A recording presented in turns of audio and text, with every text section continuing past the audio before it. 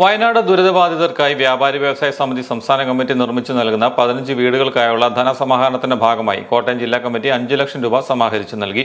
ജില്ലാ കമ്മിറ്റി ഓഫീസിൽ വെച്ച് നടന്ന ചടങ്ങിൽ സംസ്ഥാന സെക്രട്ടറി ES ബിജുവിന് തുക കൈമാറി. ജില്ലാ പ്രസിഡന്റ് ഔസേപ്പച്ചൻ തകടിയിൽ അധ്യക്ഷനായിരുന്നു. വയനാട്ടിലെ ദുരിതബാധിതർക്കായി 15 വീടുകൾ നിർമ്മിച്ചു നൽകുന്നതിന് നേരത്തെ തന്നെ തീരുമാനമെടുത്തു. ആ വീട് നിർമ്മാണത്തിന് ആവശ്യമായിട്ടുള്ള ഫണ്ട് സംസ്ഥാനത്തിൻ്റെ വിവിധ ജില്ലാ കമ്മിറ്റികൾ, ഏരിയ കമ്മിറ്റികൾ, യൂണിറ്റ് കമ്മിറ്റികൾ മുഖാന്തരം സമിതി അംഗങ്ങളായിട്ടുള്ള ആളുകളിൽ നിന്ന് സമാഹരിക്കണമെന്നാണ് വിശ്വസിക്കുന്നത്. അങ്ങനെ സമാഹരിക്കുന്ന ഒരു പ്രവർത്തനം സംസ്ഥാന വ്യാപകമായി കഴിഞ്ഞ ഒരാഴ്ച കാലമായി നടക്കുകയാണ്. ഇന്നലെ കൊണ്ട് ആ പ്രവൃത്തി സംസ്ഥാനത്ത് പൂർത്തീകരിച്ചു.